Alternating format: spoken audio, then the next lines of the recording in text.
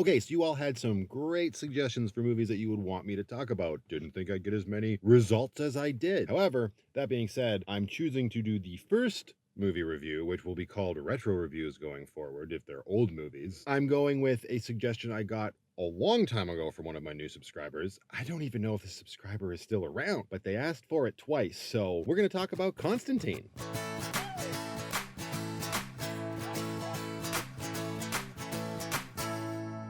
I mean, I'm going to talk about Constantine. So Constantine is a movie that came out back in, I believe, about 2005, and it stars Keanu Reeves back before he was able to grow a beard. In the movie, Keanu Reeves plays John Constantine, and it's based on a DC Vertigo comic book character of the same name. I am not familiar with that comic book at all, so I cannot make any sort of comparisons to the source material. Usually when it comes to stuff like that, it's, oh, they did a really good job, or no, they totally botched it. When it comes to Constantine, I just kind of have to take it at face value, because, whew. The thing with this movie is it's really a product of its time. It's got a lot of CGI in it that's not any good, at least by today's standards. It's hard for me to remember if back in 2005 these would be good. I need to watch a movie from around the same era, something like End of Days with Arnold Schwarzenegger. Now, I know that movie came out, I think, in 1999, so it predates Constantine by about 6 years, but it had similar, I assume, excuse me, CGI as Constantine, in the sense that they're all sort of dealing with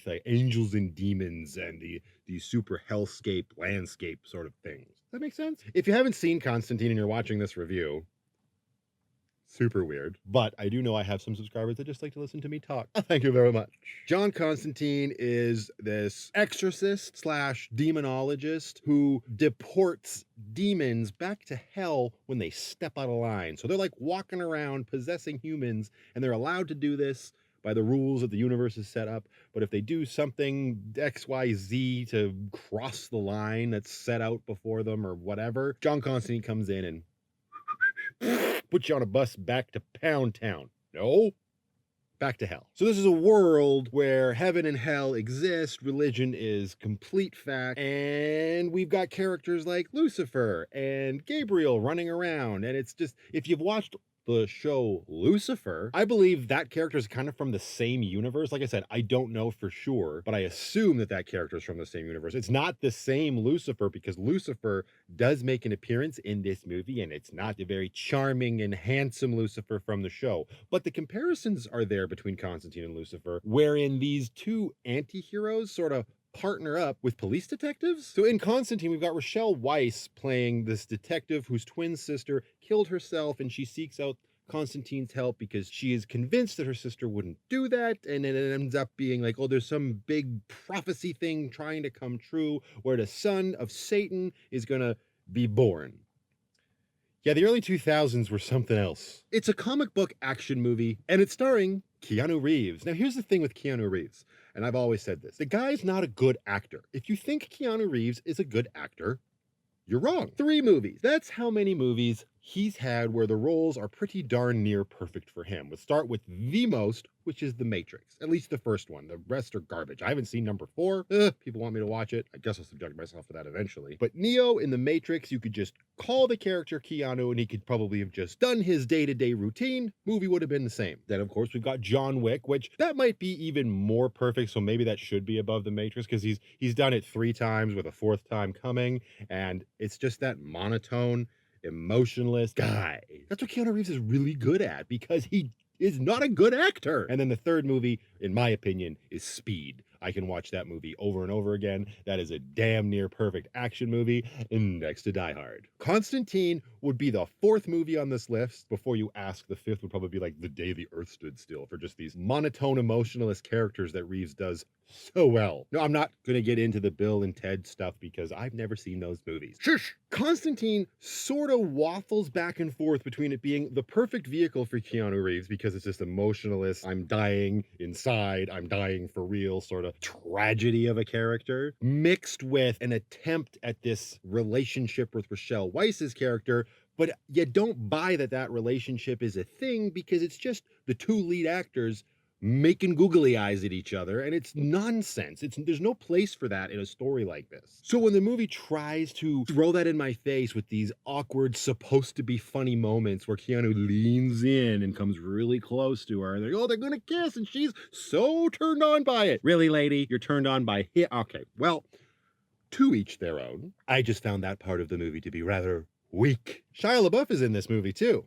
Underutilized is the word to use when it comes to this. Now, I'm not saying that Shia LaBeouf is like an amazing actor, but he is pretty darn good, especially lately in stuff like The Peanut Butter Falcon. Here, this character, there was no point. I could see the point of his character, but they didn't follow it through. It's kind of like they started the story with his character in mind and then got to a certain point and completely forgot that they had written him into the beginning, and they kind of shoehorn him in at the end just so he can be part of the climax, and then they kill him off for no good darn reason, save for a post-credit sequence that goes nowhere. Best character in this movie, Peter Stormare, shows up at the last second. He's in the movie for about 5 minutes, and he is playing a role that I've never seen Stormare do before. He is absolutely going against typecast. He's just going against type. And that was really cool. I had seen this movie back in like 2005 when it had just come out, and it left zero impression on me. You know why? Because it's not that great. That being said, I do see why people enjoy it. There is enjoyment to be had. I did enjoy myself while I was watching this movie. It's almost like I was transported back to a simpler time. It was nice to hear a song from Perfect Circle kick on as Constantine walks into a bar. You don't really get that feeling from movies anymore, probably because all the bands that I listened to back then aren't really relevant anymore. But so there is that like nostalgia thing. The late 90s, early 2000s to me were a unique time in movie making. And if you enjoy movies that came out around that time, you know what I mean. And if you don't, then you don't. Like I said, it's a Keanu Reeves vehicle based on a comic book. It's not his best effort, but it's watchable. He's playing this character that's just, he's gonna die. He's got lung cancer. He smokes 30 cigarettes a day or some darn thing. And he's fighting demons with crazy guns that are blessed, and he's throwing holy water everywhere.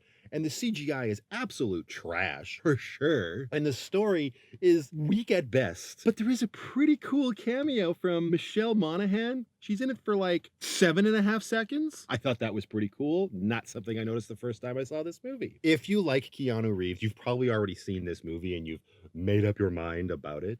I can't really recommend it to anybody. I mean, it is on Netflix, and if for some reason you haven't seen it and you like that sort of heaven and hell war fiasco from a comic book dark sort of place, it really makes it sound like all comic books are dark.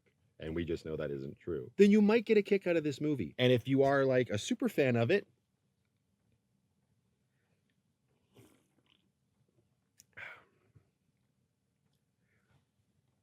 well, when it comes to giving it a score, I was thinking like, well, if I give it a 6, that sounds too harsh. And a 7 is just too much praise. So Constantine gets a 6.5 out of 10 from me. See, so now that I've talked about this Keanu Reeves movie, I have all the excuses in the world to wait on Matrix Resurrections, or whatever it's called.